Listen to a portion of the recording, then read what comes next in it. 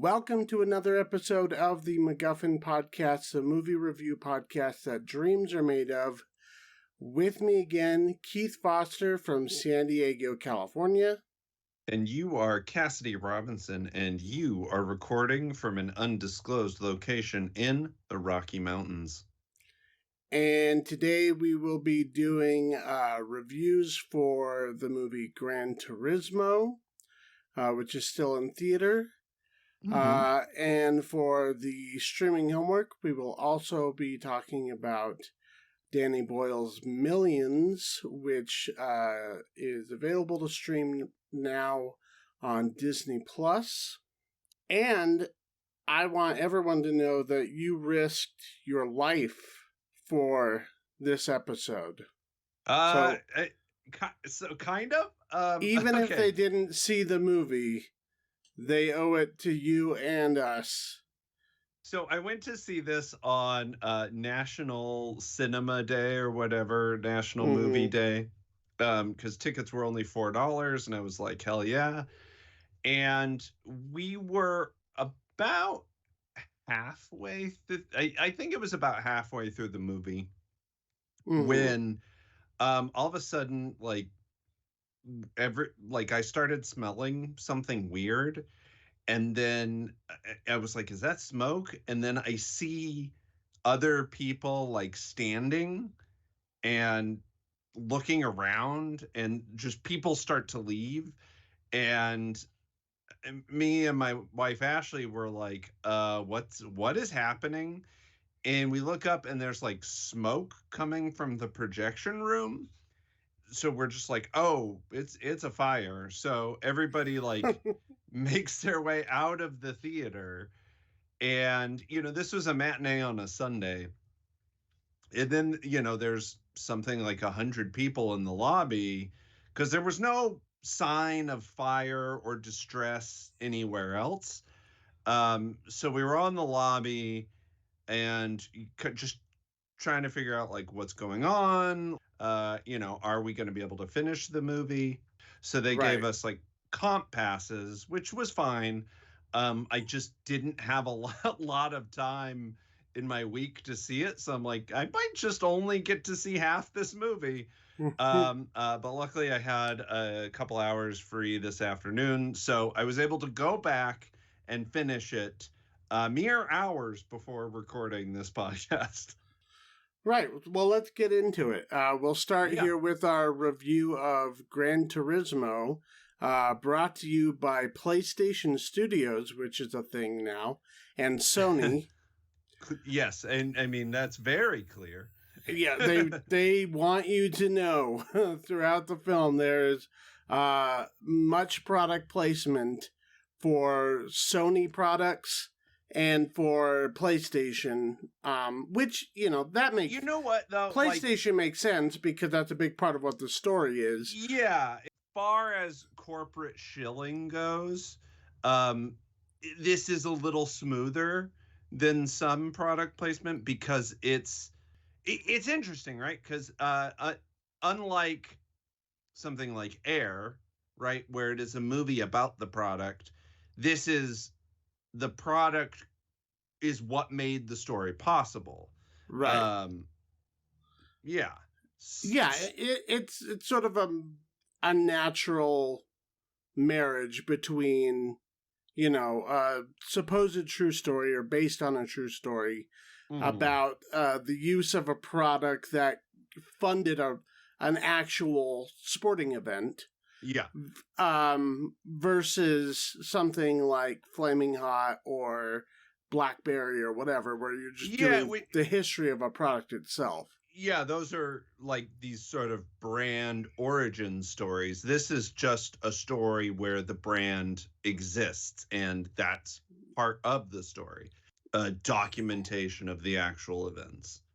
Right. So the true story in question is the story of Jan Mardenborough, a young English chap, roughly early 20s, maybe late teens, who has put in something like 1,000 hours of gameplay in the video I game. I think more than 1,000. I don't think they ever specify exactly, but No, they say don't. But thousands. it is. A lot. Yeah, it's a lot. Who knows how long behind the wheel of this game, Gran Turismo, which is a racing simulator. Right, that was made by PlayStation, and there's been several, variations of it throughout the years, and he's been playing it, I would assume, since the beginning. He's also very fascinated by the world of real life stock car racing, and formula racing and all of that stuff as well. He was taken to a game by his father at a young age, and he kind of grew this fascination with it and is really stuck with this game. And he, in theory, knows these tracks because in the video game Gran Turismo, they're based on actual racing tracks all around the globe, and they're built to, with the actual dynamics and physics of those tracks and cars that you would use on them. At the same time that he's obsessing about this game, we have Orlando Bloom as Danny Moore, who is trying to reinvigorate the actual sport of race car riding away from professional class millionaires who buy their way into the racing world by way of who they know, or sort of being groomed into it through a sort of social order.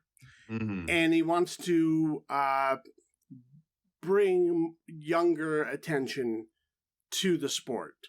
And his idea is to have a group of the best Gran Turismo video game players out there in competition with each other in sort of a Willy Wonka test. Whoever wins begin to start racing in real life. Yeah.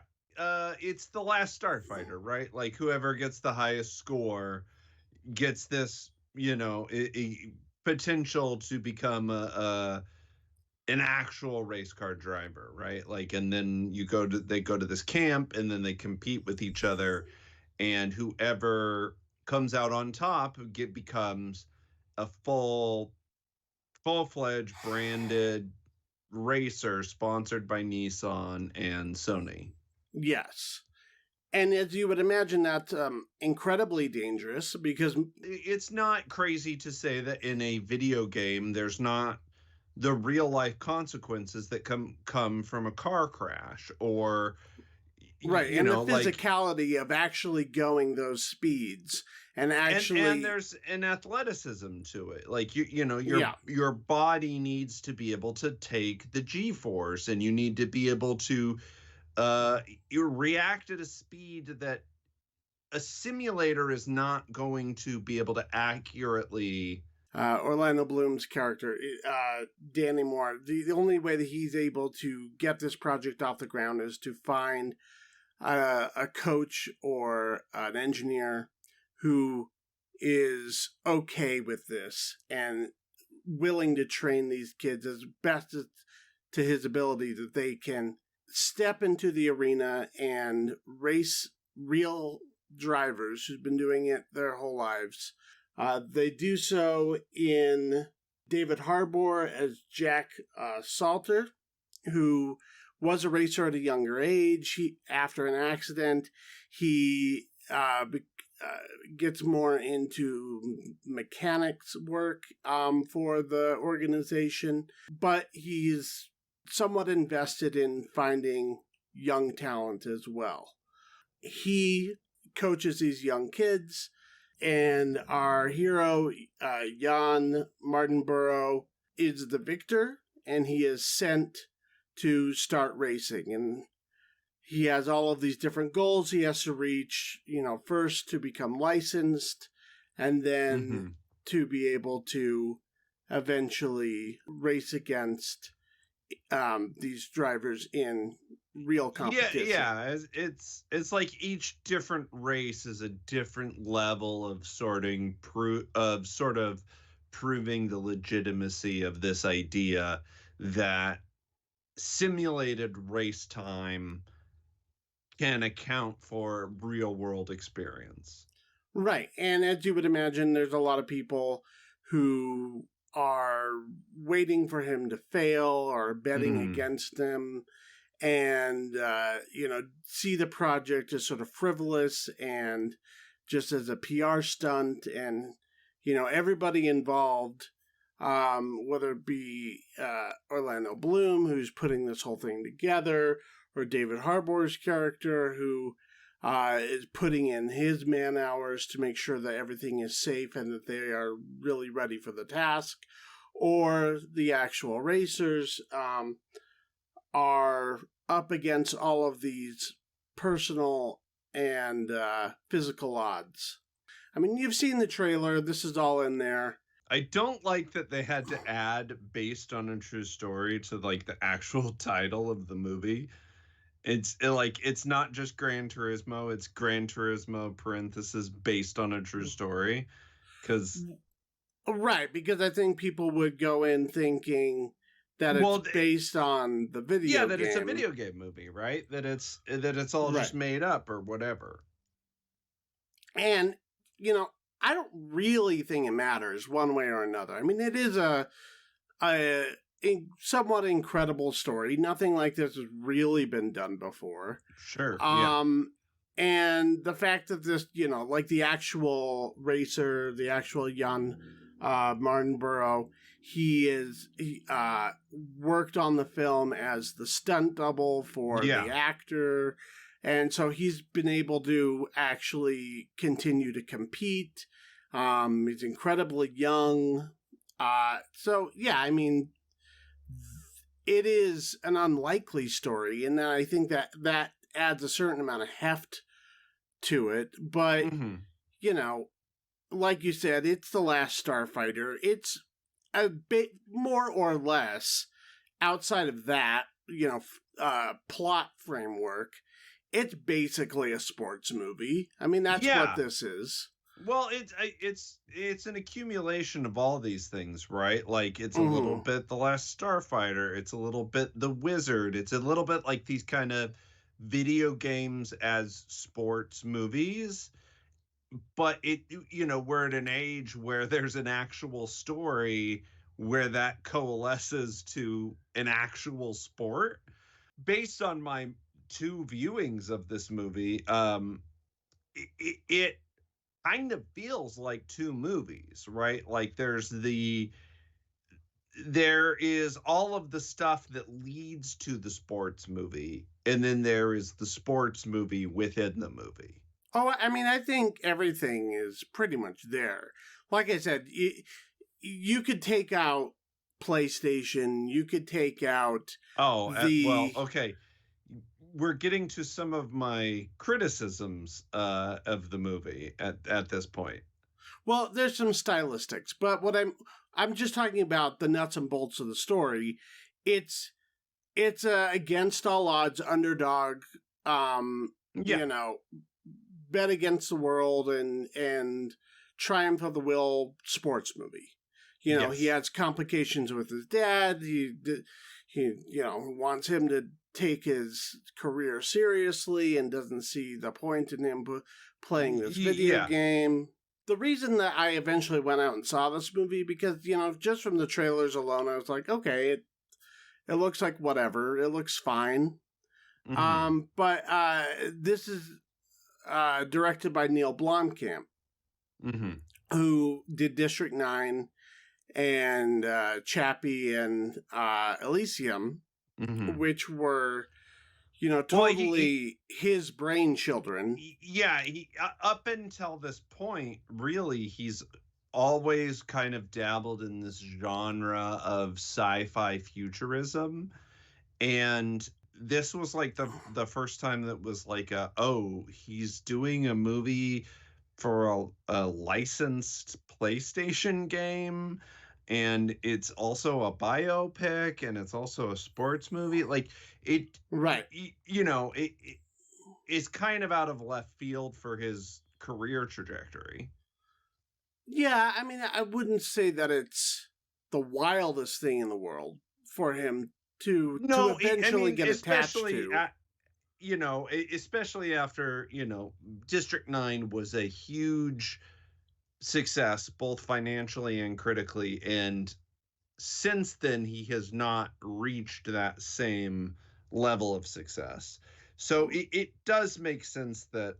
It makes sense that this would be his next career move, because I think he's tried to stay within that world, that aesthetic of District 9, that sort of sci-fi futurism meets sort of junk punk aesthetic. Sure, sort of like junkyard, scrappy, sort of South African grunge kind of appeal. And he's been working so much within his own head and his own concepts that I think it was starting to feel like he was sort of couldn't really find a way to move out of that. And so the fact that he, took on a for hire project, I think makes a lot of sense. Well, not to put too fine a point on it, but he's kind of in the same school of like M. Night Shyamalan, right? Where he had huge success early in his career and then struggled to find that same level of success. And so he had to, now he is at that point where it's like, impressive resume. To keep making movies, it makes sense to make a studio for hire project. Well, and I think it shows people in the industry who might think like, oh, he's just this weird guy who makes his weird little South African sci-fi movies. Yeah, he just makes alien robot movies. Yeah, it was a fluke, a one-hit wonder, whatever it could have been. And I think the idea of him doing this movie, now whether or not this will grant him, that second wind he's hoping for, is another story. But I think that was the idea, was to show them, like, I can work in and out of the studio. And I think that's kind of what this was. But I remember I read a little bit ago that this was originally approached for Joseph Kosinski to do before he ended up doing. Joseph Kosinski, who did Tron Legacy and who recently did Top Gun Maverick. And that makes a whole lot of sense. Yeah. But it also kind of makes sense that he would be second on that list, or however many it got to before it got to him. That Neil Blomkamp would be? Yeah. Yeah. Did this thing where he like launched this independent small studio that was making short films, and he did have some other that I never saw, the weird video game demon one. Right, yeah, he did have a movie in there that, I mean, I think that was a pretty low point, because Chappie, it didn't. My point was he get great reviews, but it at least had a wide release. My point is that he was sort of trying to operate fully within his own realm, right? Mm-hmm. Like fully independent at a certain point of trying to create his own studio, doing these online shorts, things like that. The studio found him, he found the studio, and it happened. Then this is the movie we saw. Well, unless we forget, the only reason why District 9 happened was because it was produced by Peter Jackson. Peter Jackson, who had originally was attached to make a Halo movie that fell through, and that money, or some of it, was given to Blomkamp to expand on his idea for District 9. So, he kind of came into the industry through a video game project. And yeah, that's true. We've come full circle. Okay, so there's all of the extra textual information. What was your big takeaway from Gran Turismo? So I think that the two leads between David Harbour and Archie Medique as Jack Salter and Jan And Jan. Mardenborough. I think they're both great, and I think they have a lot of chemistry together, and I think emotionally they are doing their best to sell everything. All of the race stuff is very clean and crisp and edited really neatly, and there's the sort of blend of video game to reality, and there's oftentimes scenes where you sort of see the video game overlaid into real life, or vice versa. The video game starts to blend into like a real life race. I think all of that is, and that's kind of what you're getting Neil Blomkamp for, right? Is this blend of live action and technology, and that's kind of always what he's been obsessed with. Is as a filmmaker, is people and their dependence on technology and the way technology blends with humanism. And I think all of that leads to some really cool stuff. I think all the race stuff is great. I think the sports movie stuff is mostly successful. We know the stakes. David Harbour plays the grizzled coach. Great. He's absolutely dependable and does his thing, and it applies really well here. Where I think the movie struggles is establishing the world around this video game stuff. All the real world stuff outside of the race and outside of the game and outside of the concept just kind of feels forced, and basically the first 20 minutes of the movie feels very like, okay, let's just get to the good stuff. Of course, his father doesn't believe in him. And of course, he wants to do this to impress the girl. And like, just all of that stuff feels pretty manufactured to me and pretty lifeless. So it's funny. My first viewing, I was like, this isn't great. And then we get to the camp, the Gran Turismo like race camp, and I'm like, oh, this is the movie. Here we go. Like, that's when everything started to click to me. Oh, sure. Is like, yeah. The competitiveness, and it's just like, and just that's what the movie's interested in. It's not interested in all of the other stuff. So once that stuff gets to melt away, it's a much more interesting movie to me. Okay, so you thought that the actual, like, the races themselves are shot fine, and all of that. I thought all of that was great. They were clear. I felt like the stakes were high. Everything was paced well. It was just all the like early on, there's a scene where David Harbour, the chief mechanic for like the antagonist, and they're at dinner, and it's just like, this scene feels so clunky and forced.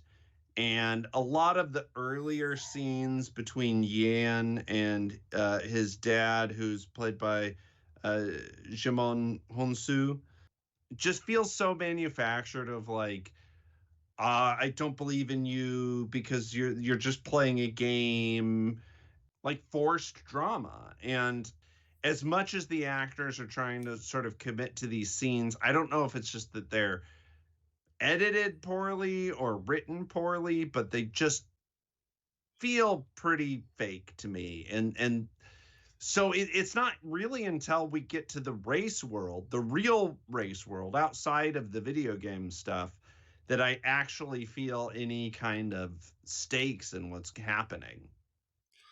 I wasn't that bothered by the first bit there, them building all of the character drama. I mean, it's nothing we've never seen before. it's I mean, David Harbour's story of rejecting the rich kids and wanting to go for a scrappier I mean, that's like Mighty Ducks basically, right? And I mean, it's all I pretty guess what standard, I'm saying is, but I mean, I thought that for the most part everyone was putting in decent work. Actually, the only performance in the movie that falls a little flat for me, and it's kind of an important one, is the lead, Archie Madekwe. Yeah. Who I didn't realize I'd seen him before. He was a smaller part in Midsummer, but I also saw him in the Apple original TV show C. Okay. It's about like this society of people that grows up blind, and then him and his sister are like the two kids who were born with sight after like multiple generations of everyone in the world being blind. I feel like he plays well off of David Harbour. Well, that's the thing. It's, I think everybody else in the movie, whether it's the antagonist, whether it's Orlando Bloom. Orlando Bloom? Yeah. I don't know. I think Orlando Bloom is better here than he's been in a while, and I think it's because he's doing more he's actually doing less, but he's not just swashbuckling guy. Like, he actually gets to play a character. And it's the first time I've seen him, like, visibly middle-aged. So I feel like now his... Is he visibly middle-aged? Because I bet if you asked him, he would tell you different. For Hollywood, he is. I mean, here, we could do a whole mini segment on Orlando Bloom alone. I feel like... I don't know. He's a lot for me in this movie. I thought he was fine. I really thought he was. I thought he was pretty decent in the movie. He's not given a ton to do. Nobody is really, except for David Harbour. I think he's given more than his character should be doing. Like, I feel like he has kind of this side story at the beginning that gets abandoned once we get to the real story of Yan and his racing career. Right. Well, like, he has different stakes in all of this than everybody else, and it's a little hard to sort of fit that in because it's a little hard and clunky, and that's where a lot of like the PlayStation branding stuff comes from. That right. Yeah. I could have done without. I mean, it's not ruining the movie, but it does feel sort of tangential to it. Yeah, I think the actor who plays his father is really good in the movie and is putting in a lot of emotional heavy lifting. I think he's great. Jerry Hollowell, aka Ginger Spice, as his mother is doing pretty good. With the little bit that she's given.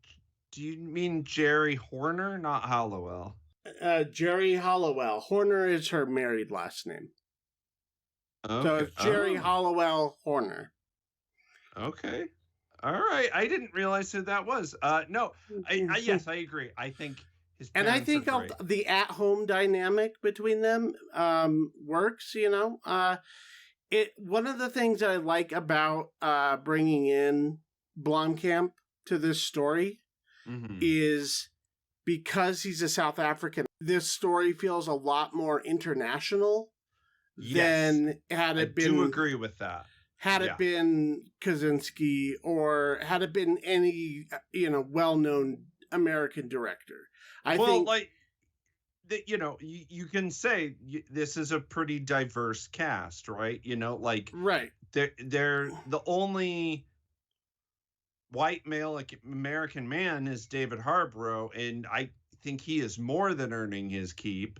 Right, there's some American racers too, but I think even the way that the concept of American is seen in this movie as foreign, it's treated as the other. Yeah, America is more sort of like, people talk about America in the movie as like there's this conversation between him and the girl of like wanting to go to New York for the pizza or whatever. Yeah. So like I like the fact that they when they go to Tokyo or when they go to Germany or whatever, there's just a much more global feel to the movie and I agree with immigrant feel to the movie than you would get from a different director. Mm-hmm. And it's not seen through an American nationalist lens, right? Yeah.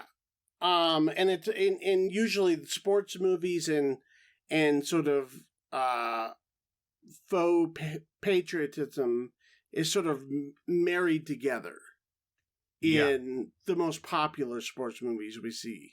Yeah, there's a sequence where they do like the intro to the Le Mans race, and there's like they play like the French national anthem, and you have like the French military waving French flags and jets, and part of it feels so familiar. Oh, this is what we do in American sports, but everything else is like, but I don't identify with the iconography, and I thought that was really cool. Yeah.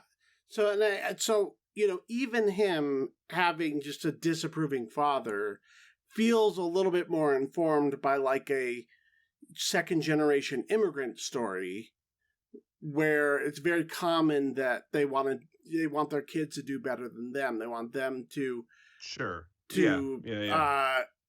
succeed where they didn't have the opportunity coming into a larger country. The only thing I would have done differently, and I don't take this away from the movie because I don't feel like that's really what the movie's about, is I would have spent a little bit more time with Jan and the video game and really give us a better impression of how much time he spends playing these games and how good he is at them. Mm-hmm. The whole world of esports is like very fascinating. And all of that stuff felt kind of fast forwarded. It's all pretty truncated for just to kind of click on these tropes before we get him to the camp. Like he just shows up at this like gamer cafe and is like, "Oh, you won the highest score ever. Congratulations, you're invited to compete for this thing." And it feels a little weird. Yeah. That's in general how I felt about kind of the whole first act of this movie. Is it feels a little truncated, it feels a little sped up. It feels a little like, I'm not interested in this. Let's get to the racing. Let's get to the juice, which on one level I can respect because I think that's where the juice in this movie is. But on another level, there were just a lot of these scenes a little awkward. There's a lot of expository dialogue at the start, that kind of thing. Yeah, I mean, you need that legwork to be able to give us as much as we can to root for. And again, not for nothing, I just don't think this actor in the lead had a lot to offer, at least not here. Now, maybe in other projects, he had a very small part in Midsummer, so it wasn't really doing much either way. Mm-hmm. But, and I can't speak to anything else he was in, but otherwise, before I realized who he was, I was like, they just like find some model or something, and they're just like, because he just kind of has the exact same tone of response to everything, whether he's supposed to be stressed, angry, sad. He's just I don't know. He just kind of comes off as sort of sullen and interior, but not in an actory way. In a like, I'm a punching below my weight kind of thing, or above my weight. I think it helps to have a David Harbour and all these people who are big character actors who can. I mean, really, if Harbour wasn't in this movie, you'd really have nothing. Absolutely. He's supporting the whole thing. He is the heart and soul. He is the shoulders to which this movie is placed upon. This is but even like the young actor who plays who plays his rival is given. It the seems, American kid or the German kid? The one in the gold car. I don't know where he's from, but yeah, I think he was German. I didn't care for him. I thought that he was more. He had more charisma as an actor to watch, and he was making more choices. I mean, I don't know. I think I'm going to disagree with you there. I mean, he doesn't have much to work with. He just kind of has to be a bratty German rich kid. No, I didn't like him at all.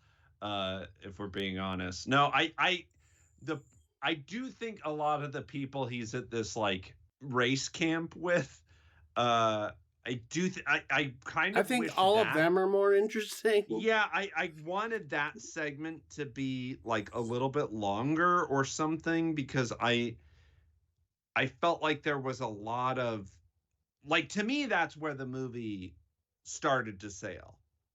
It was like, oh, okay, now we have a movie. Everything before that just sort of felt kind of weirdly paced and choppy, not put together great. But like once we get to the racing camp, from then on, I'm like, okay, now I feel like I'm in good hands. Now I feel like I'm watching a movie.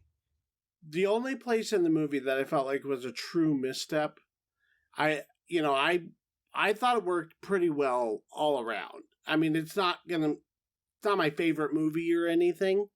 I wasn't blown away by it, but I was sufficiently entertained while I was there. I mean, I was too. Yeah. The only time where I was like, well, that was a weird choice, and even if it happened that way in real life, I would have just wrote it out because it doesn't work dramatically.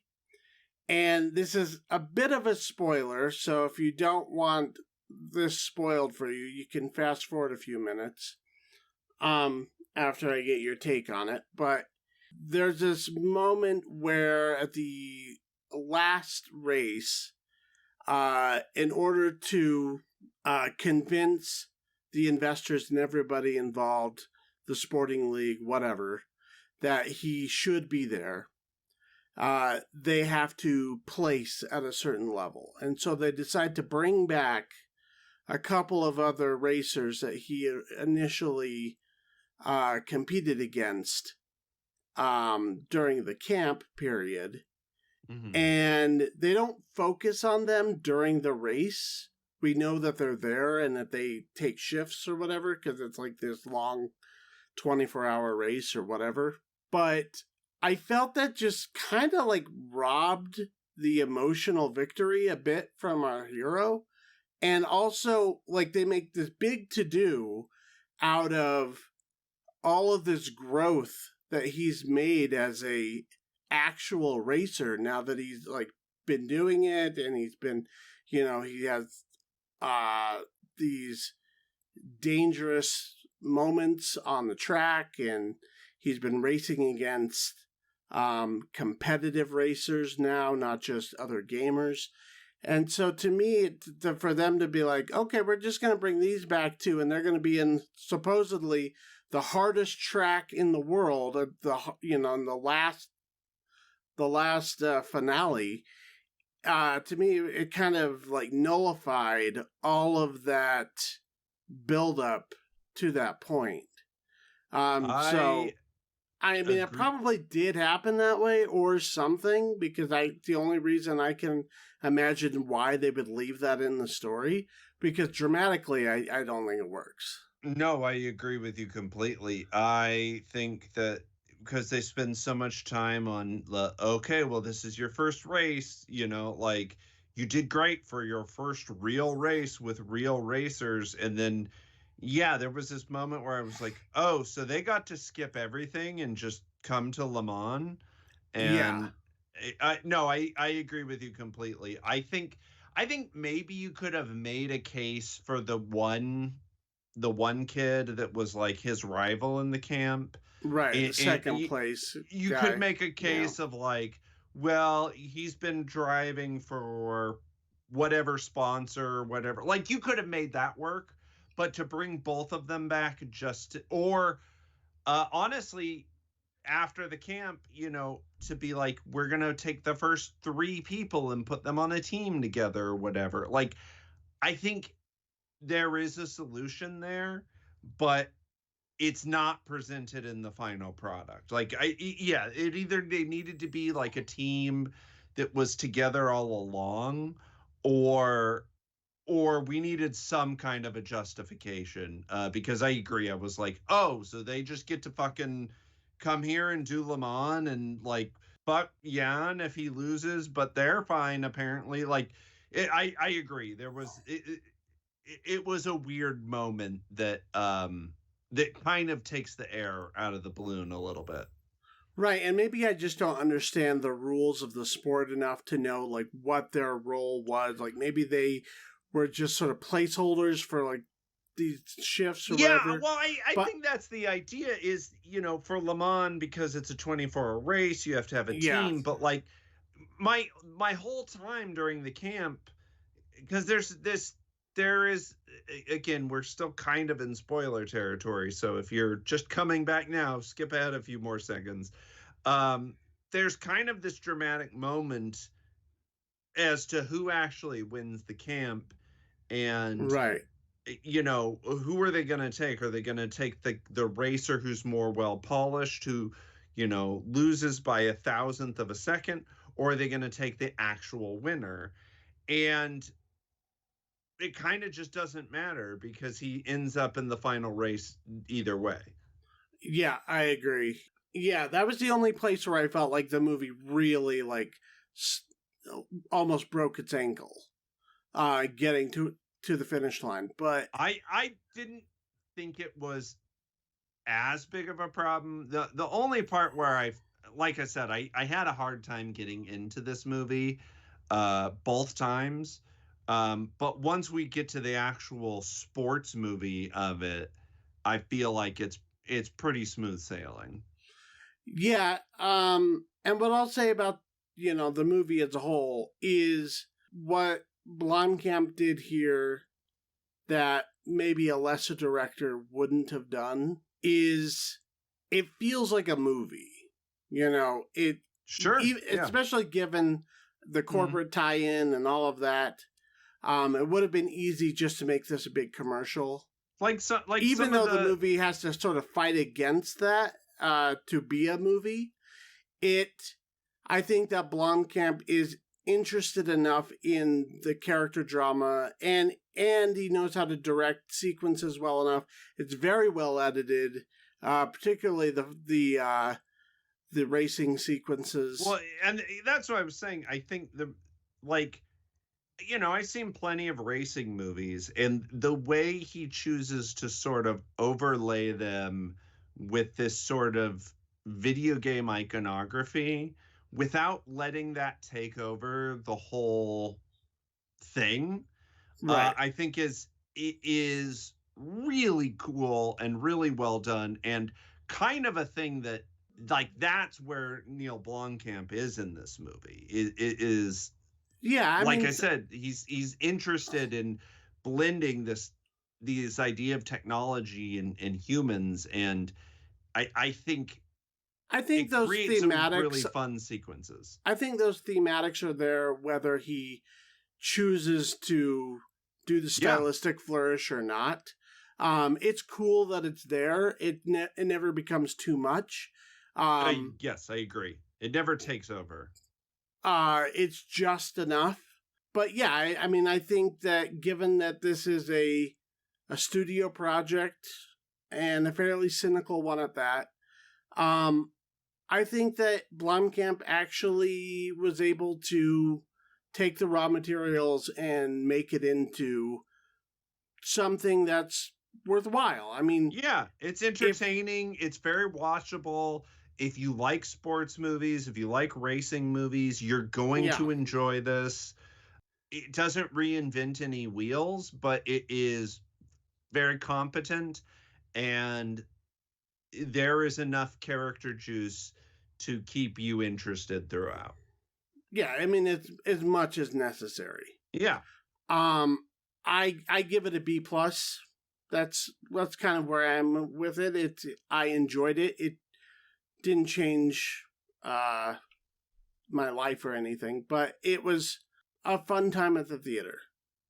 I'm gonna give it.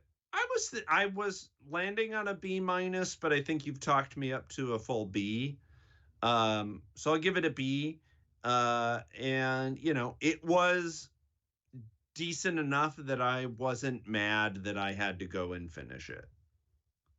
Okay, let's go ahead and get into our segment idea, which I was thinking of movies that are miscast and how I would recast certain parts in my head. So you came up with 3, I came up with 3. Okay. Do you want to do your 3 first, or my 3, or how do you want to do it? I don't care. This is your segment. We'll see how it goes. Let's do your 3 first. Okay. We'll start here with Kirsten Dunst in Sam Raimi's Spider-Man. I think this is what initially kind of kicked off this thought. Is I was thinking of what works, what still works, or what doesn't work about the original Spider-Man, which was a watershed moment in comic book movie history. Whether or not it is aged particularly well, but I think you can't deny that movie's popularity got a lot of other movies made. There's some bumpy casting throughout, but I think the largest role that ends up playing in, the trilogy as a whole, not just the first one, but all of them, that I think is kind of a problem is Kirsten Dunst. Yeah. I really don't think she has any chemistry with Tobey Maguire in those movies.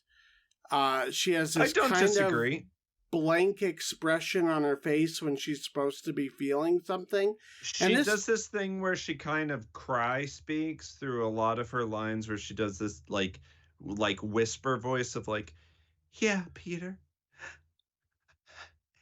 everything I say is gonna make me break out into tears. It's right, while she's looking kind of off camera like she's reading a cue card. Yeah, it's a little one note. It's a little flat. And Kirsten Dunst is a good actress, and I've seen her do great work before and after this. Better. So we're not just, this isn't just the shitting on Kirsten Dunst thing. And I think that's kind of the point of this segment, right? Is it's not that these are bad actors. It's that they were not maybe the strongest choice for the role that, based off of whatever criteria. Right, and Sam Raimi has never been the best actor's director, as maybe other picks on my list will allude to. But you got 2 Raimi movies in here. Fuck you. So part of the rules are to recast this with actors who were available at the time and would have been age appropriate. I was going more off of age appropriate. So there are some people that were in other movies at that time or whatever. Oh, that's fine. What I meant is you couldn't say Emma Stone now. Yes. Then, because she would have been 12 or something. Yeah, in this case, actresses that were known Hollywood quantities around the early 2000s. Right. Whatever list that they found her on, who would have been on that list alongside her, probably. My choice is Brittany Murphy as Mary Jane. I actually thought of her at one point, but continue. She's a little bit older. I think she has about 5 years on Kirsten Dunst, who is definitely the youngest cast at this point. But I think she can still reasonably play a senior in high school and also the other movies. The movie, I'm going to give a little leeway there because a couple of my picks are a little older as well, and that movie spans a whole period of time, right? It's only in high school in the first chunk, and then it goes into college and kind of beyond. Right, and into the sequels even further. So, but I think that she has a natural charm, and Absolutely. and I think that she could bring a lot more to that sort of stiff dialogue that plagues the movie. She's an East Coaster, so she can do that. It's a good point. And I, I like seeing her on screen, and I think that I don't have a screen test in front of me, but I believe that she would have better chemistry with Tobey Maguire than Kirsten Dunst, at least in that role. Well, that leads me to my first pick. Do you want to just go back and forth? Yeah. Okay. Who is actually in the movie, cast as another role. My pick would have been Elizabeth Banks, who was cast as Betty Brant. For like 5 seconds. Yeah. Yeah. For the secretary of the Daily Bugle. But in those 5 seconds, I think she has way more chemistry with Tobey Maguire. She also is very charming. She's, very funny. She has the supermodel looks that Mary Jane should have. Those few moments where they actually get to interact together on screen, I'm like, she should have been Mary Jane. Like, there's a fun flirtiness. She feels out of his league, but not in a mean-spirited way. And I do think it's believable that she would have, given him the opportunities. Okay. But yeah, I think Elizabeth Banks would have been a knockout MJ. Now, for me, Elizabeth Banks reads older. Like she is, and I think maybe that's just in my head because she became famous or more famous later as an actor. She was in some things. I think Wet Hot American Summer was around this time. Where she plays younger. So I do think she could have done it, but I think that's why she got cast as Betty Brant, the secretary, yeah. As Betty. So or Betsy Brant. So I think, that is probably why she ended up where she did in the movie.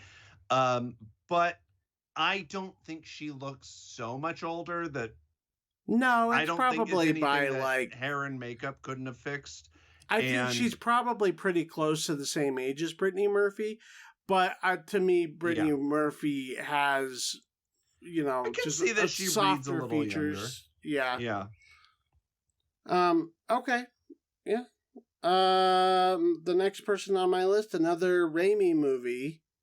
And this one I've talked about for a long time because this was sort of a franchise that didn't happen, I think largely because of the casting. Mm-hmm. And that is James Franco in Oz the Great and Powerful. Mm-hmm. Thought of a lot of different people for this role, older and younger. I did too. And I decided to go with Matt Damon. Now, in my head, I was thinking Matt Damon is still like young, like, Born Identity, But that's not true. Actually, if you look at the date when this movie was like came 2017. Out. Well, no, it's not. Oh, 2013. Oh, damn. Okay. All right. I thought it was okay, that might change my answer a little bit. You know what? My answer still works. So at this time, he had recently been in The Informant. He had recently been in True Grit. The big thing about this actor, about this character, is that he has to play kind of a swindler and somebody who's sort of duplicitous, but ultimately has a good heart. And James Franco just was not the right choice for this. I'm not even going to say that necessarily he couldn't have done this, but he was certainly not directed to do that.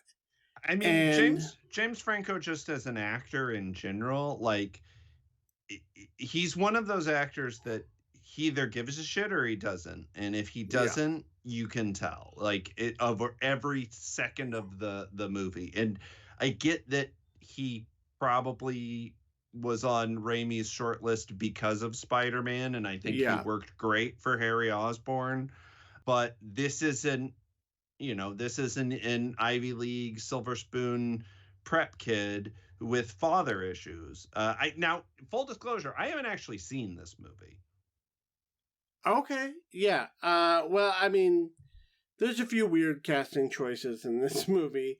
Mila Kunis as the witch is not like the best either. But I think if that role had been better cast and somebody who could be funny and charming, but also kind of be duplicitous and play a good trickster.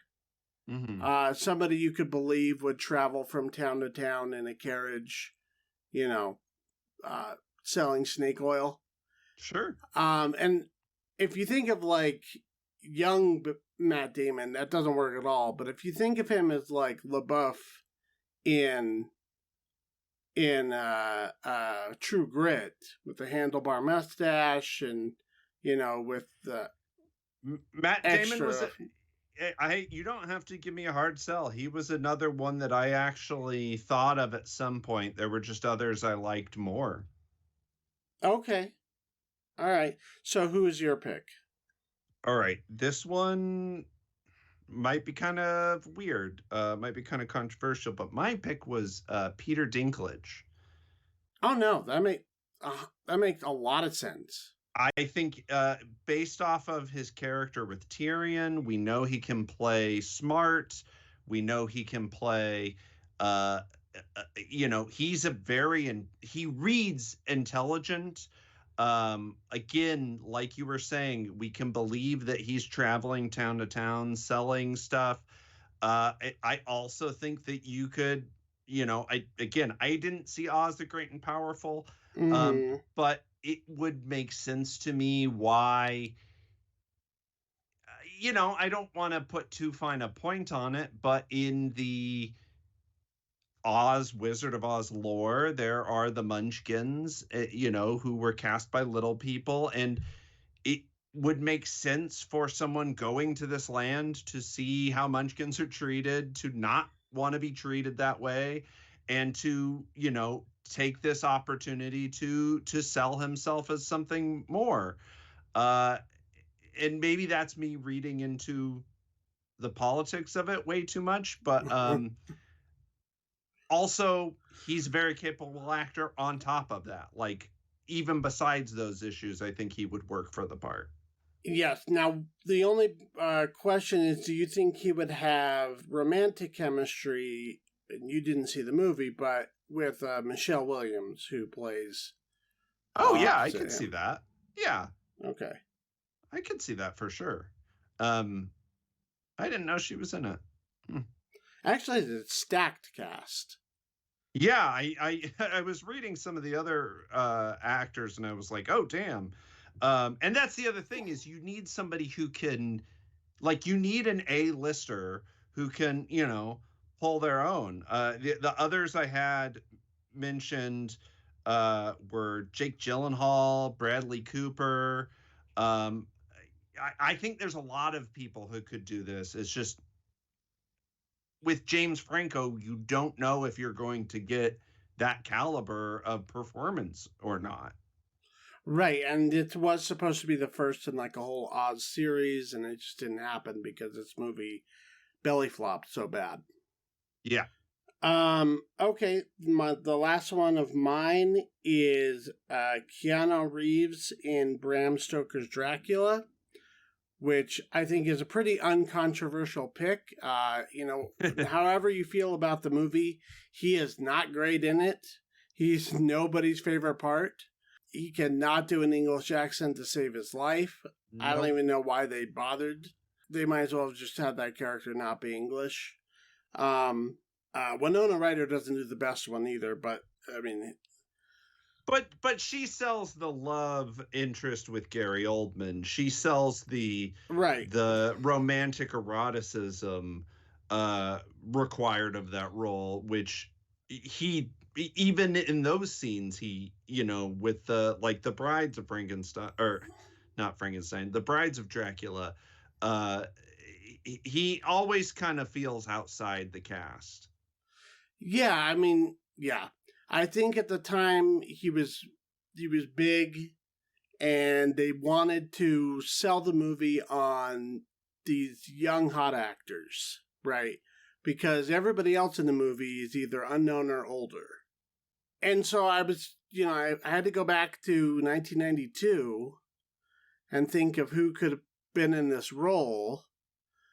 And the thing is, in the early 90s, like pre 95 or so, there wasn't a lot of young English talent. There was a lot of older English talent. People like Anthony Hopkins, who's also in the movie, and people like Daniel Day-Lewis, who was just a little bit too old at this point to play that. A lot of the younger talent at that time, especially for males, were sort of these heartthrobby, nothing actors for the most part. I mean, you have people like Brad Pitt and Johnny Depp who developed into something more, but there wasn't a huge well to draw from, especially English, because at that time we weren't casting a lot of English actors. Most of, now they can kind of come from TV, like David Tennant or, Benedict Cumberbatch or whoever can easily make that transition. That was not the case back then. So I ended up landing on Robert Downey Jr. in the role, who would have been, this would have been around the time that he'd done Chaplin. So he was an actor who at the time was being looked at a lot. Sure. He was... Yeah, this was before he kind of fell from grace. Well, it was right around then. I mean, he even before his official fall from grace, he was barely holding it together. Yes, yeah, sure. Yeah, but, given that... But he was hot in the late 80s, early 90s, right? 90s, and then his issues unfortunately kind of took over his career for a while.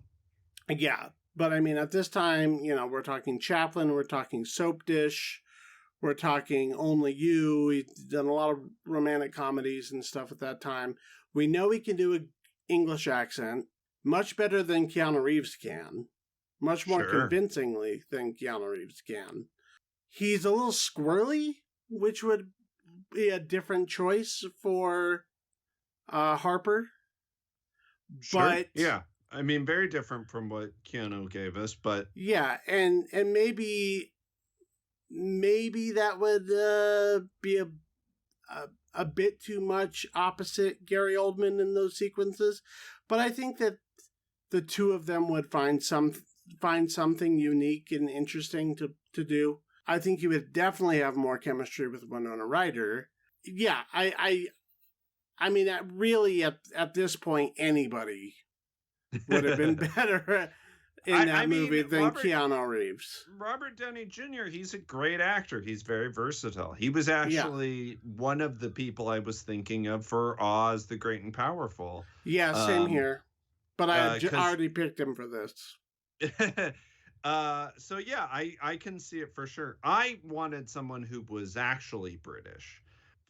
So my pick, you might think they are a little too old, but I am casting against type here a little bit, and I'm casting more opposite Gary Oldman, because really Jonathan doesn't have that many scenes with Mina. And this is Britain in the 1800s or whatever. So my pick was Alan Rickman. This would have been Alan Rickman during like Prince of Thieves era. So he was a looker. Like he has charisma for days. I think it would have been fun to see someone who was sort of typecast as these villainous roles to have to play against a true villain. I think that early sequence would have popped. I think he can play lawyer in a way that's real estate lawyer in a way that's interesting and has character behind it. And yes, he's about a decade older than Winona Ryder, but I still think he's It's a not capable. more. Yeah. I think it's about a decade. Again, he at the time, you're thinking of Alan Rickman as Snape and as Love Actually. This is I'm Alan thinking Rickman. of Alan Rickman as like Hans Gruber. Yeah, this isn't that far off Die Hard. Look, rewatch Prince of Thieves, dude. And I think he could have. I think he absolutely could have played this, and it would have been fun to see him. I think it would have been fun to see him play someone going against someone that he could have played. Like, he could absolutely have been Dracula, and I think that would have. I think it would create an interesting, even more chemistry between Gary Oldman and Winona Ryder, because we could see why she would be looking towards Gary Oldman because he is older. But I don't think that his age would have been inappropriate for the time period that it's taking place. Probably not. I think my issue with Alan Rickman is that he's just a little too strong of a flavor for that role. I think. And Robert Downey Jr. isn't. No, that's what I'm saying. Is like Robert Downey Jr. is too American. I want someone who can play British, and I think Alan Rickman could give us way more authenticity in the role, and it would make up for Winona Ryder's Americanisms in a lot of ways as well. Yeah, I don't see it, but I can see the vision. I can see it. Okay, let's go with your three. What was your first? So my first one is Scott Pilgrim from Scott Pilgrim versus the World. I have always thought Michael Cera was miscast in the role as Scott Pilgrim. Now, I don't think he's terrible. I don't think I think the movie is good enough that it works around him. But I've always felt like he was just a little too awkward and just, Michael Cera is his own flavor. And I feel like Scott Pilgrim is a little more everyman. He's a little more neutral and less specific than Michael Cera. So I wanted someone who I have a couple here that I think are really good. But I'll go with the one that I think is better. My pick to replace Michael Cera would have been Anton Yelchin. Okay, yeah. Who was big at the time. Yeah. He was a fantastic actor. Again, another one that unfortunately we lost way too soon. This was around the time that he was doing Fright Night. So we know he can play a lead. We know he can convincingly play high school. This would have been after Charlie Bartlett, which was really the movie that broke him. Yeah. And he's just such a good actor that I think he would have just found stuff that Michael Cera didn't. No, I like that role. I like that casting.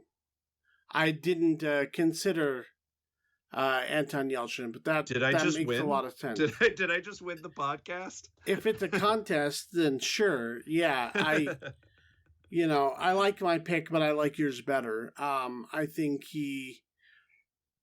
well, first of all, I'll say this. I don't think that Michael Cera is miscast. I mean, I get that he is not like Scott in the comic, and Scott is written to kind of be a little bit more like bright-eyed and young and naive not naive in a doesn't have world experience kind of way like Cera does. But it feels off from the character from the book. But I mean, basically, Scott Pilgrim in the book is written to be like a 21-year-old version, or however old he is, 20s version of Calvin from Calvin and Hobbes.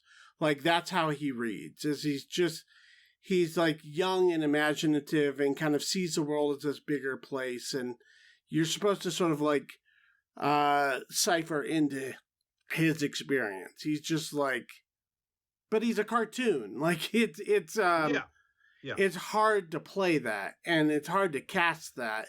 And I think you're not wrong. You did get some stuff with Sarah that was good for the role, which is he can play bass. He was very big at the time. Sure, and it's still a great movie. He's never felt right to me as Scott Pilgrim. Like, right. he to me, he would have felt more appropriate as one of the supporting cast or something. Like, he feels at place in the movie. He's just not what I wanted for Scott. Right, because I think a lot of people can't or don't want to project into Michael Cera. Because Michael Cera is very Michael Cera. Yeah. I get that. And especially people who are fans of the book and who have spent all that time with their version of Scott in their head. And then you have the kid from Arrested Development playing him. It's just kind of jarring. Yeah. But yeah, I'm just throwing that out there. I think of all of your picks and maybe all of ours, I think he's the least a problem. All right, who was your pick? My pick is Emile Hirsch. Emile Hirsch. I know the name, but I cannot think of it. He was in Into the Wild and The Girl Next Door. Sure, yeah. He was in Milk around this time. Yeah, I can see it. He was in Speed Racer around this time, which is not stylistically unlike Scott Pilgrim. Yeah. He's one of those actors that I mean, he was in a lot of stuff, but I felt like he never really got his moment, if that makes sense. Right. He was set up to sort of become something bigger. He also had a lot of like problems. Fair enough. I think he might have screwed himself at some point. I remember there was an issue where he got into an altercation with somebody at Sundance and he kind of disappeared after that. But I mean, that'll do it. Before that, when he was just the kid from The Girl Next Door, I think he has a lot of that bright-eyed naivety and sort of adventurous spirit that you don't get in Sarah. Yeah. And I think that's what I would have liked to see with Yelchin too, is that sort of take chargeness. Yeah. Whereas Michael Cera's version of Scott Pilgrim is a lot more passive. Yeah. And mousy and Michael Cera. Yeah, and I think that Emile Hirsch is, he's a very capable actor. I mean, going into stuff like Into the Wild and Milk and stuff that's more kind of on the indie end of this side of things. But at this time, maybe he'd even been approached and he turned I can down see that. Because especially you bringing up Speed Racer makes a lot of sense. Yeah, it's like, oh, here we go again. It's like another, anime cartoon. So, it wasn't meant to be, but that's who I had as my pick. I think he would have got the spirit of Scott for sure. Now, can he play bass? Can, all of that stuff, that would probably... That can be faked. That can be faked or taught, yeah. Yeah. Yeah, cool. I like both of those. Okay, what's your next? My next was, I think, the most recent movie on this list, Valerian and the City of a Thousand Planets, which was directed by Luc what is his? Besson. Yeah, Luc Besson. Mm-hmm. It's based on this very popular old school French sci-fi comic, and the lead specifically that I want to replace is Dane DeHaan, who plays the titular role of Valerian.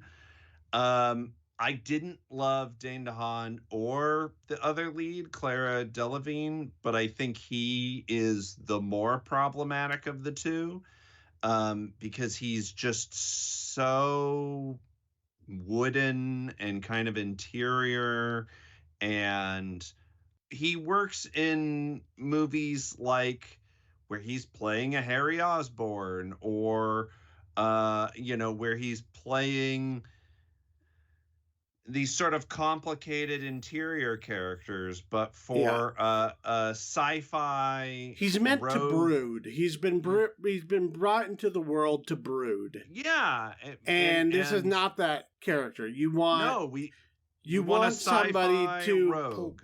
you want him to a young Harrison Ford, something like that.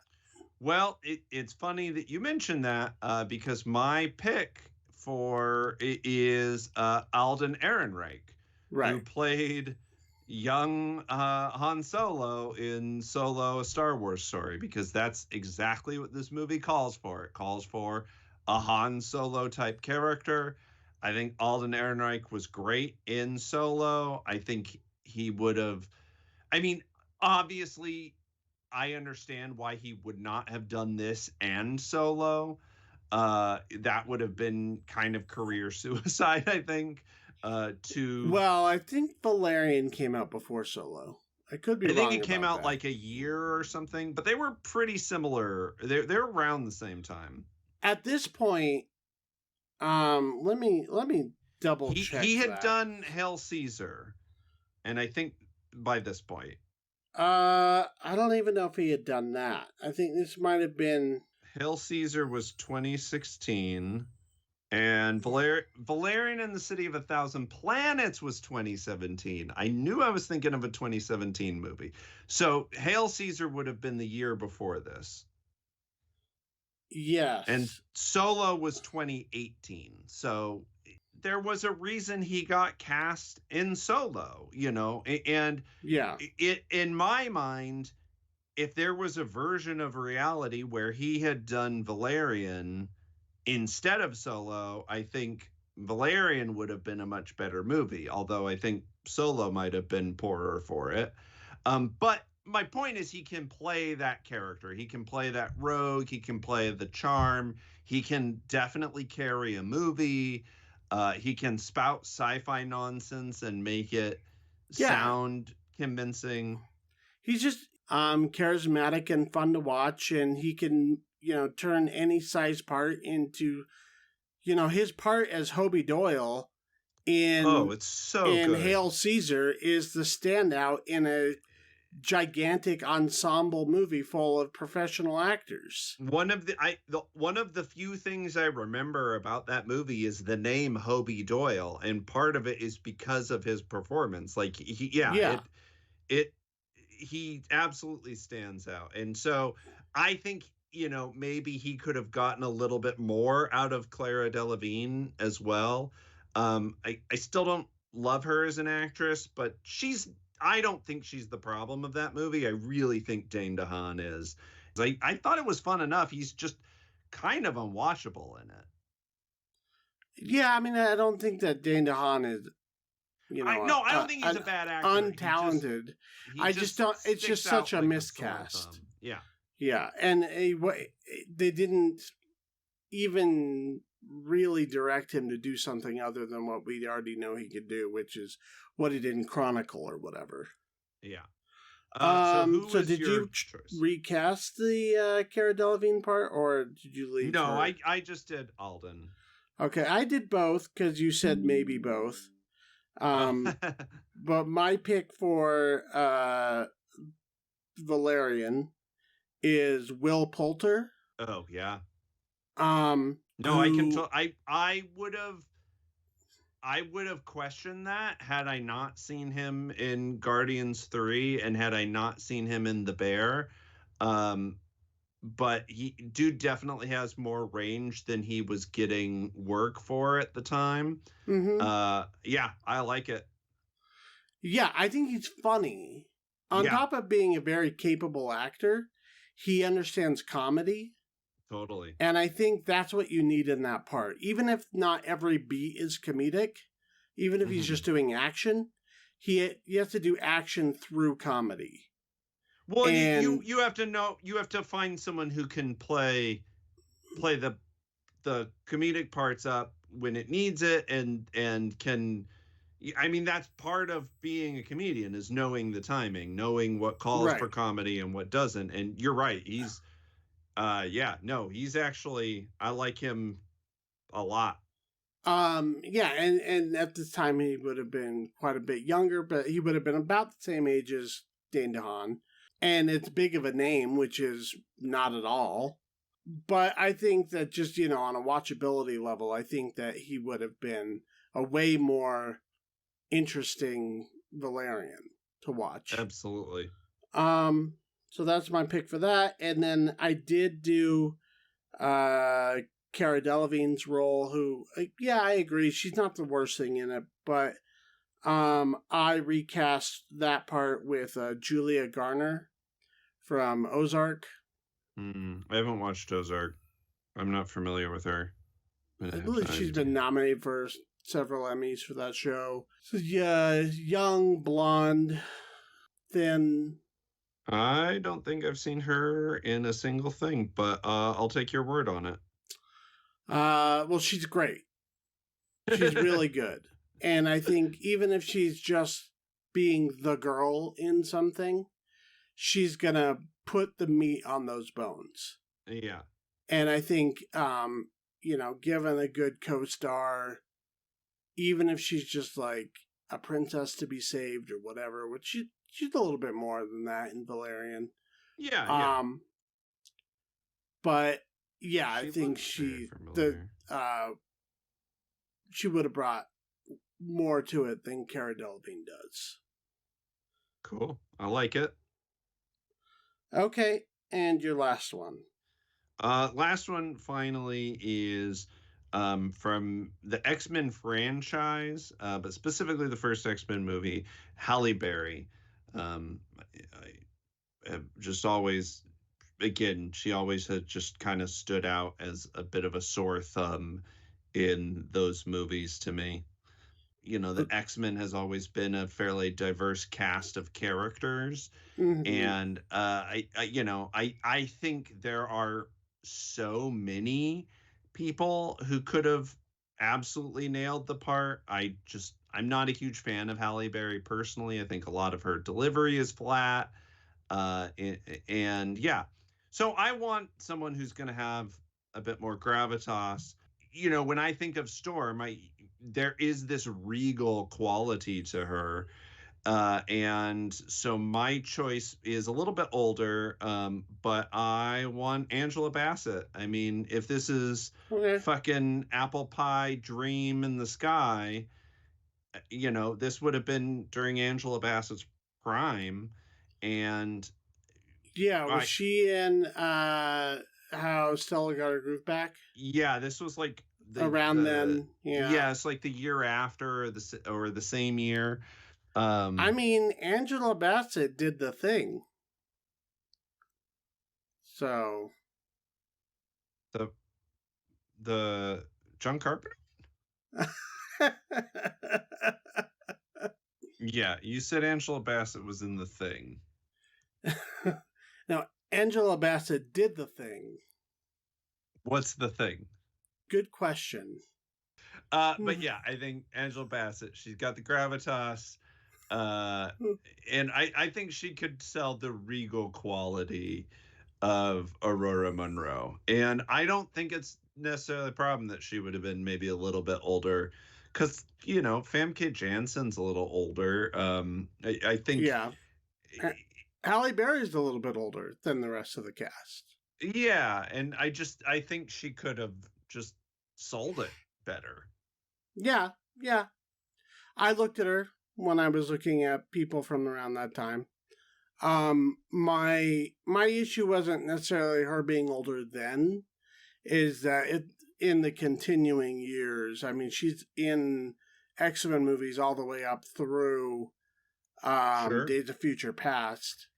Yeah, and But even Angela still, Bassett was just in Wakanda Forever, so yeah, she did the that thing. was actually no, honestly, that was more my reasoning for having Angela Bassett. Was I was like, I mean, she's had the longevity, um, like career wise. I think she could still play Storm. It's just obviously for franchise reasons you wouldn't want to cast her now, but I would not I don't think anyone would have had any problem with her being in Days of Future Past. Right. I was looking at a lot of actors from around that time, and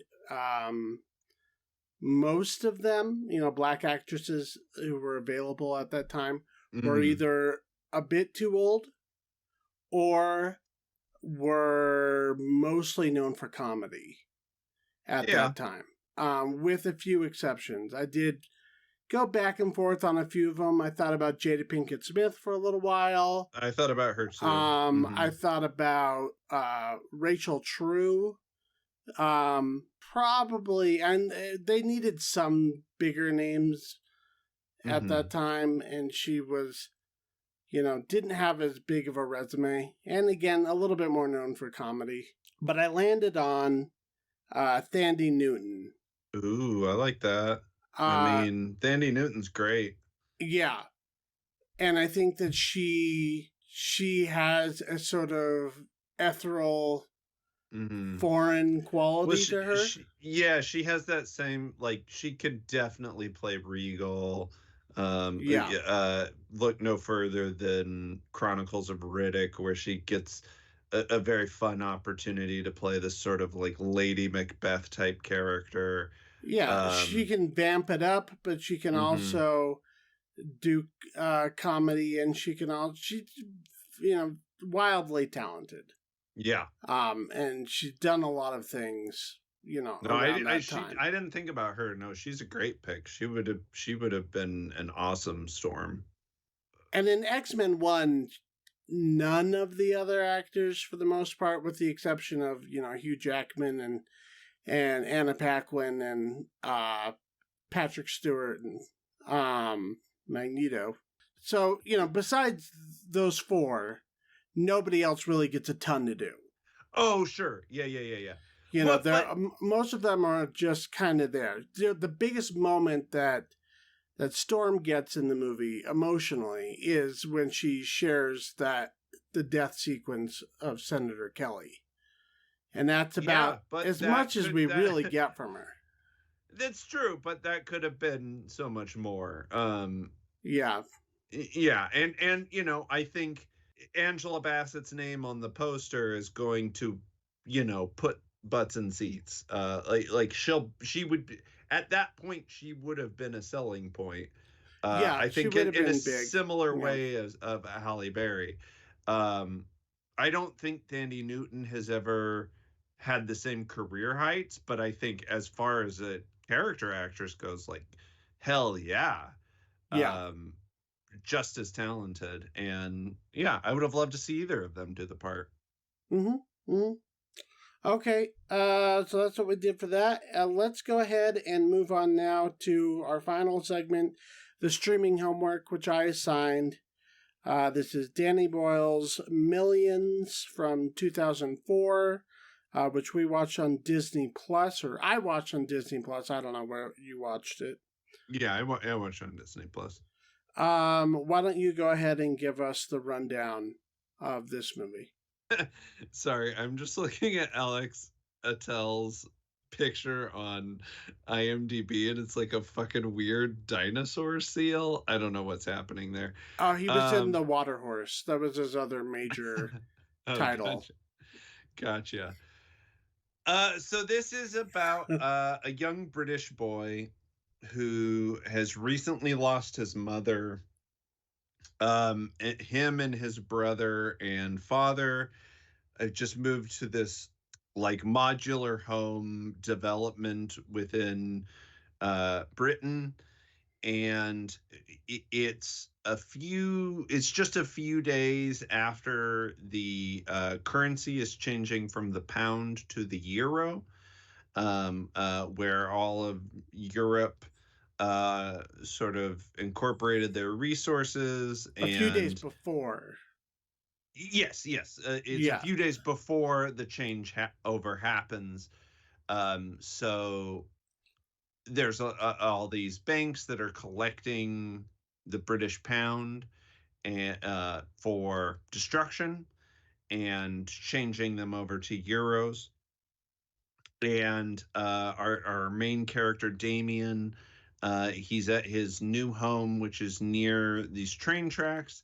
He's made this sort of box fort, uh, which he is also a character who has a great imagination, and to the point where he's not entirely sure sometimes if things he sees are real.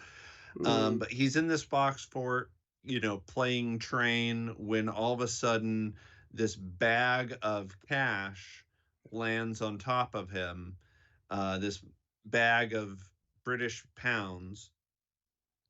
So he shares this fact with his brother, and together they try to figure out what they're going to do with this money before it's completely useless within like 5 days. And they launch various schemes to buy property or open a savings account, none of which they're capable of doing because they're children. So they're trying to figure out a way to spend this money and save as much of this money as possible without alerting the authorities, without alerting their dad or other people. But Damien has this sort of ethical center where he wants to be giving this money away to charity and to poor people and to people in need, whereas his brother, wants to try and save it and use it most effectively to sort of benefit them in the short term. And meanwhile, one of the bank robbers, who's just credited as the man, ends up tracking down where the money went and sort of stalking Damien and trying to get him to give the money back. And once Damien learns that it's the product of a robbery, he just kind of wants nothing to do with it, as he sees how the way money changes people around him. He also has visions of saints, religious Catholic saints, where throughout the movie, where he's trying to see if they know his deceased mother. Kind of interesting movie in Danny Boyle's career. One, because it's a kids movie, essentially. I mean, this is, at the very least, a family movie. I would say it's a family movie. Like it's not it's not so like broad or comedy driven that it's only going to appeal to kids. This definitely feels like one that you should sit down with the whole family. Yeah, I mean, it's kind of like the anti-blank check, right? I mean, that movie was specifically for kids and was very much kind of a post-Home Alone, kids behaving badly same movie. With Richie Rich, right? Of this sort of childhood wish fulfillment of like, what if you could have all the ice cream you wanted? Right. But this has more of a moral, ethical center with this main character who just wants to help other people and doesn't actually give a shit about money at all. Right. So if you look at like the early films of Danny Boyle, specifically Shallow Grave, and even Trainspotting and A Life Less Ordinary. This was after 28 Days Later. Holy fuck. This was between 28 Days Later and Sunshine, the two movies he did with Alex Garland. But yeah, so you look at that first crop of his movies, he dealt a lot in these typical kind of crime narratives, these bags of money. They're pretty hard, movies. yeah. But I mean, they deal in a similar topic. In the case of Shallow Grave, a group of flatmates have a new roommate who dies on them, and then they find out that he was involved in crime when they find a bunch of money, and they tear each other apart trying to figure out who's going to get the money. A Life Less Ordinary is sort of a crime road movie that deals with this. There's parts of Trainspotting that deal in more petty theft and that kind of stuff. So he kind of like is doing that genre, but for a different audience. And with different stakes. Yeah, because, well, I think that's what's interesting about this movie is it feels, like a kind of a for-hire project. Like, I don't think anybody's passion project is something like this. But I don't know, but Danny Boyle, it could be. Like, he's so eclectic. Well, so that's what I was going to say. His directorial flourishes, like, at the beginning, I was like, oh, this almost feels Tim Burton-ish. Sure, yeah. Because it's very sort of weird and whimsical, and a lot of magic realism in the movie. Yeah. Yeah. But that sort of starts to melt away once the crime elements come into it.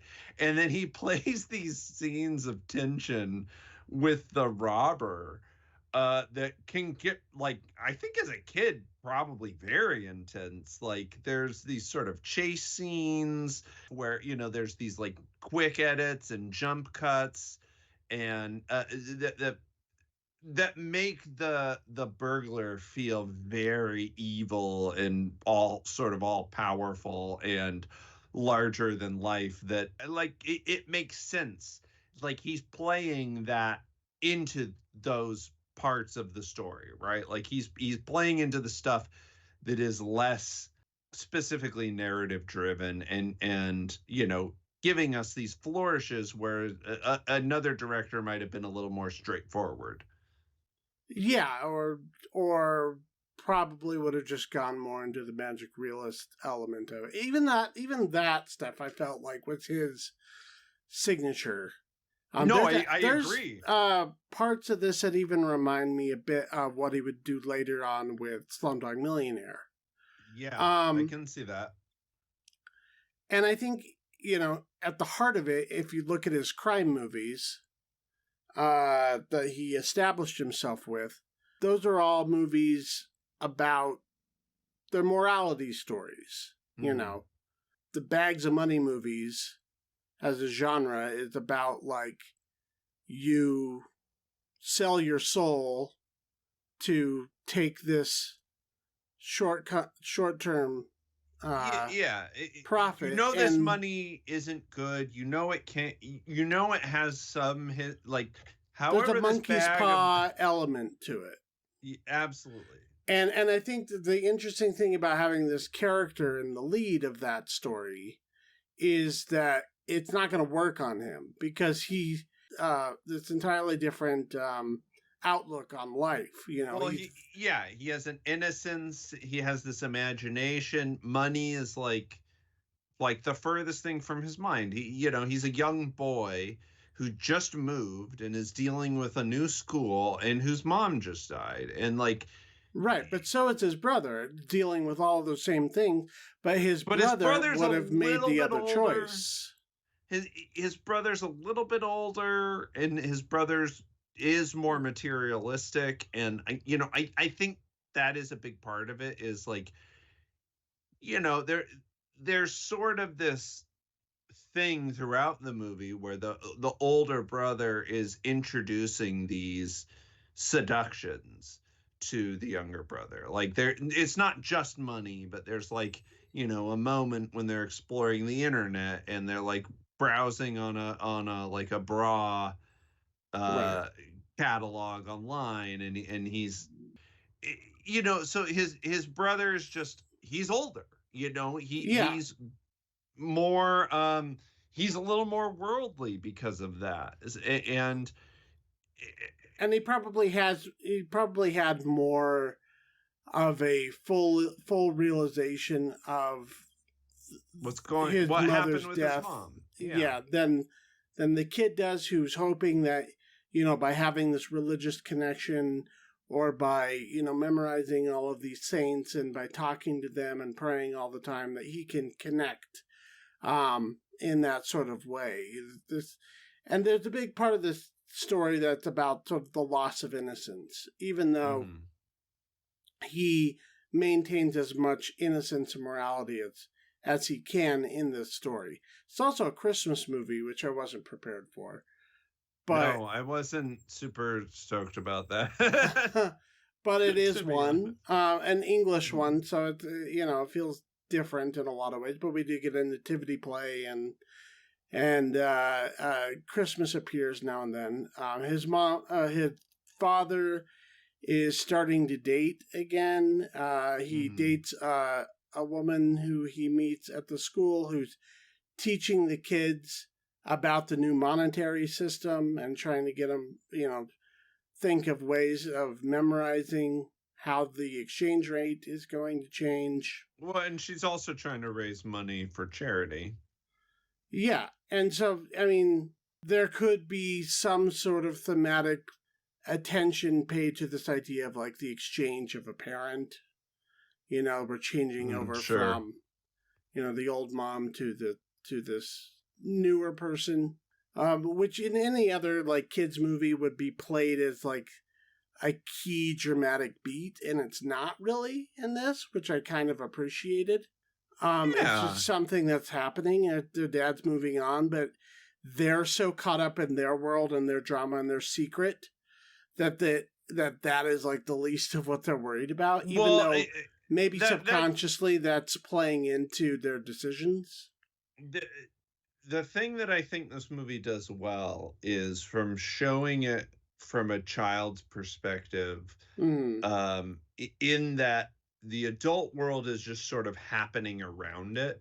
You know, like there's this idea of, like, we as the viewers know that the money is going to be useless in 3 days or whatever, right? But yeah, we see it from the lens of these kids who just sort of want to buy scuba gear and cell phones and don't really have this understanding of like, we have to use all of this money before it's literally useless. Right. You know, there's an adult world sort of circling around the child world, and because we're given this lens of this ethical kid, that's sort of all he focuses on, you know, like, right, he understands there's poor people, he, you know, and he like sort of learns about how much it costs to help build a well in Africa and stuff, but he doesn't have any like real understanding of the socioeconomic circumstances. He's just like, I have this money, they can use this money, so let's give them the money. And so I do think as a director, Danny Boyle does a really good job of showing us that perspective, this innocence, but while still giving an awareness to the world around it, to the actual stakes of what all of this means. And I think a lot of that comes from the dynamics of these brothers. Yeah, as well as an awareness of genre, because we know intuitively, whether we know a lot about Danny Boyle or not. We know, like, if a bag of, you know, a duffel bag of money falls off of a train, you're not just going to grab that and get away with it. Yeah. But these kids don't know that. Well, I mean, the older brother's pretty smart. He's like, that, we don't want we to don't want to tell report this because, people. Yeah. Even yeah, though because he he's then like, goes on to tell everybody. well, but, but yeah, as a kid his age would. But I mean, like, he's pretty savvy. Like, he understands there's taxes. He understands, like, we need to invest this money to keep money. He has a thorough understanding of exchange rates and like, which that was one of the things I found more amusing, was just like how educated this kid became about money once he had money.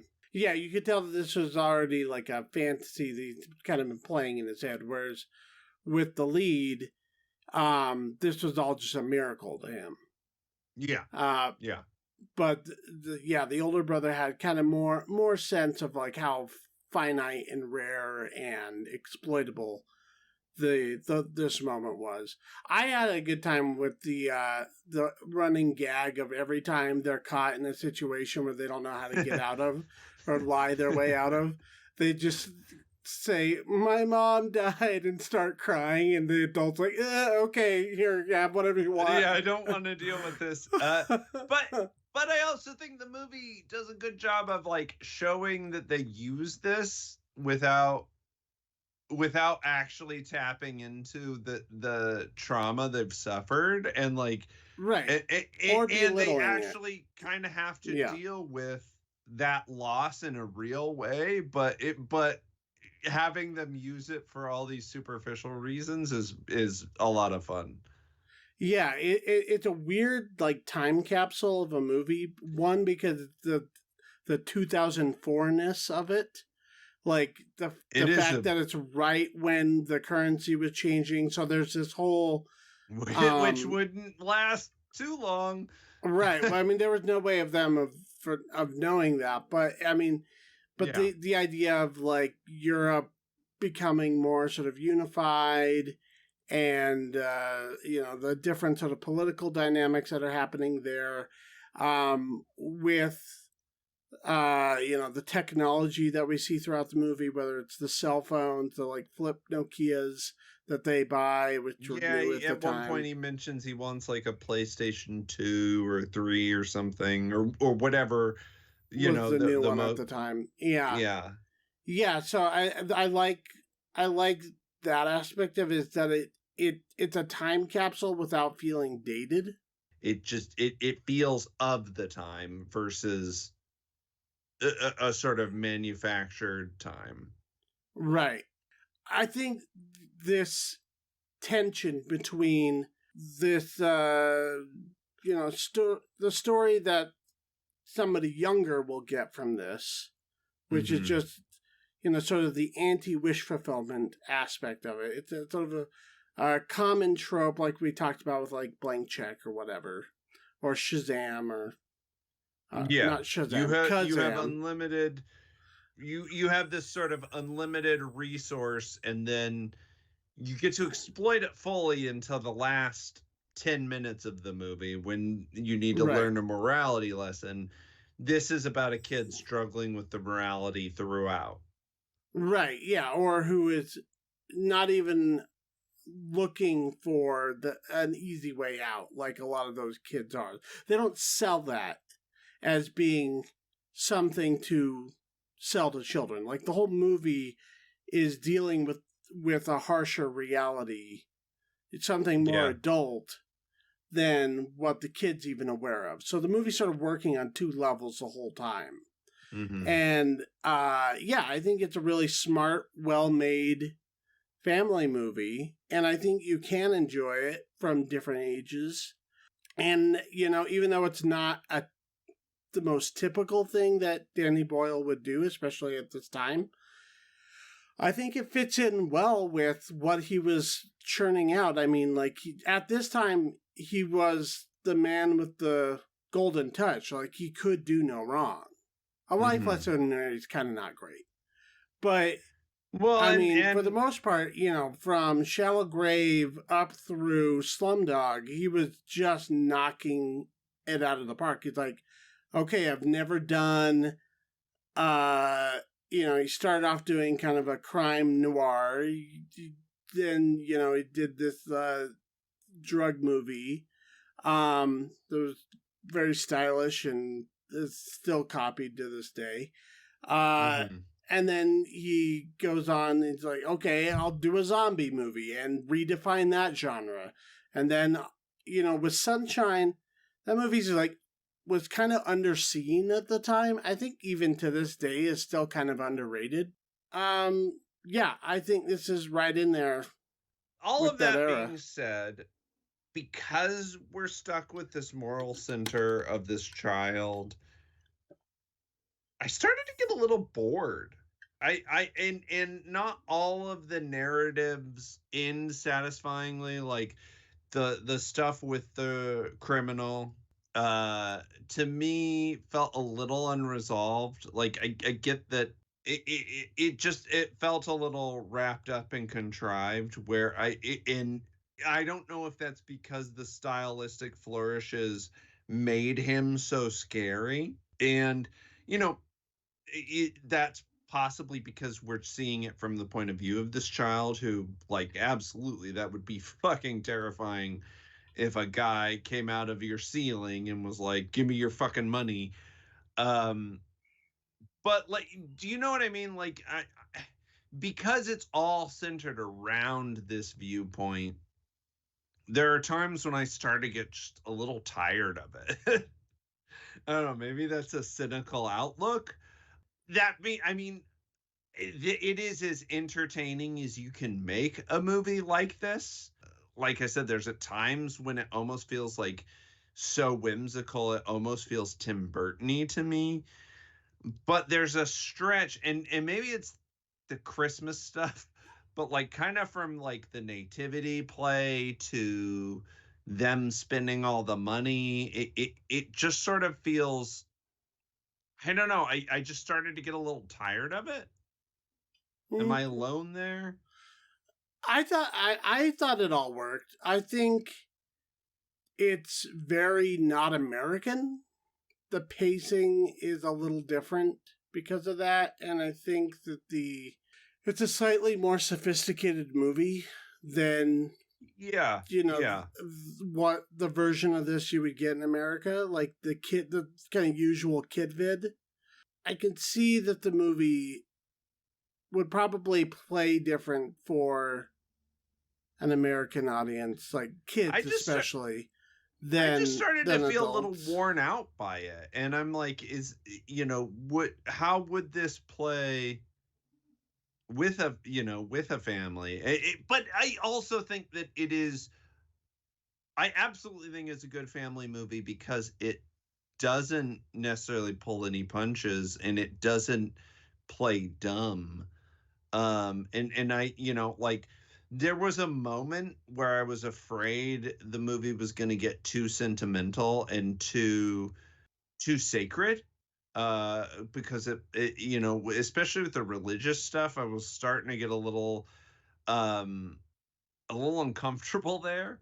But I really appreciated, like, there's a point when the dad comes in and like sort of grounds all of that with this sort of staunch real world cynicism, that I think the movie needed.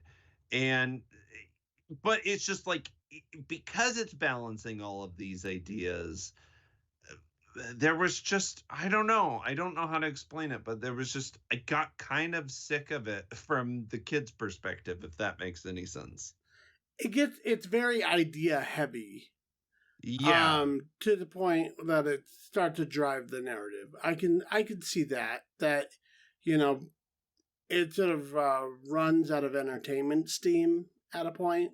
Maybe that's a good way of putting it, because I don't think it's a bad movie, and I do think that as a director, Danny Boyle is capable of balancing these ideas in a sophisticated way. But, like, I got a little bored. I could see as a kid being like, come on, movie, like, why aren't we getting water slides of ice cream and shit like that? But that's the point, right? Like the point is that it's not that movie. I think that's the point. But yeah, and we do get a little bit of that with the older brother. And I think it is necessary, but it didn't necessarily make for the most entertaining movie. Yeah, I mean, I think it's entertaining enough, but sure. Some of the, especially if you're really invested in the crime movie stuff, or you're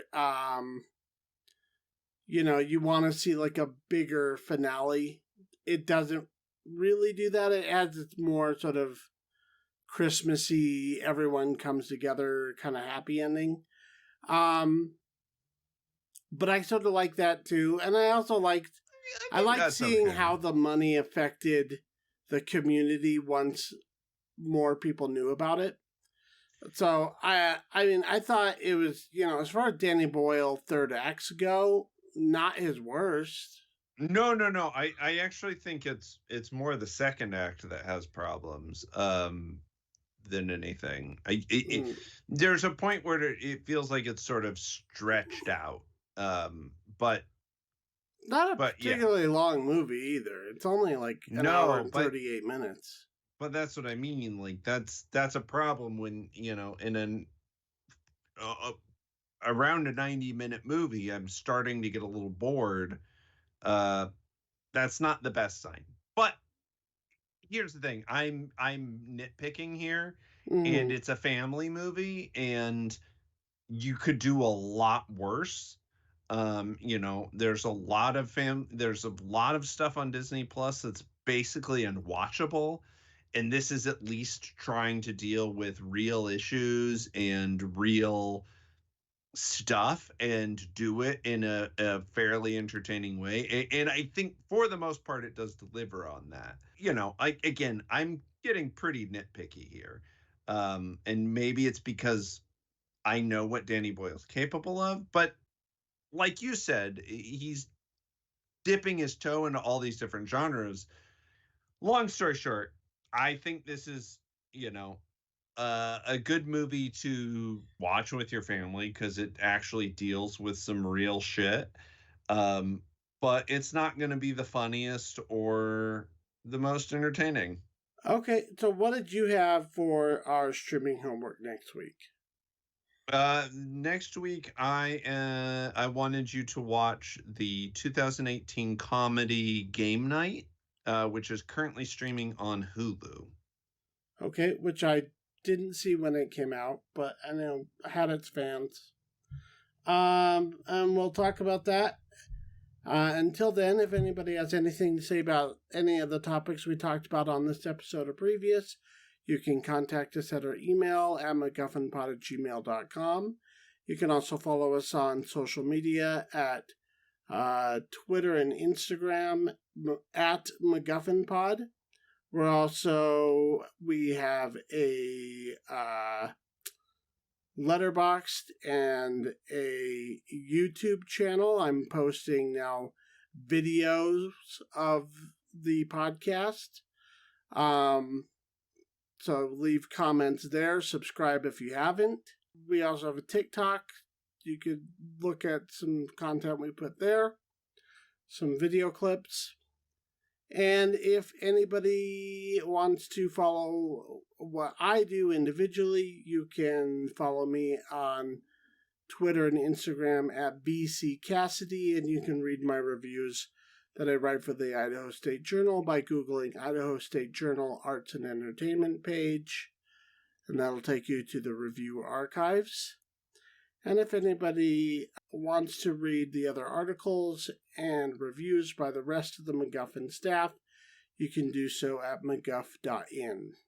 You can follow me on Instagram and Twitter at KeithFosterKid. Also, if you're interested in seeing me perform live, you can come check me out at Mockingbird Improv. I am a part of the shows, the house teams, Improv versus Stand-Up, and Lyrics and Laughs. Check out their calendar at mockingbirdimprov.org. Okay, and that is the podcast. Champagne is for the podium. Bye.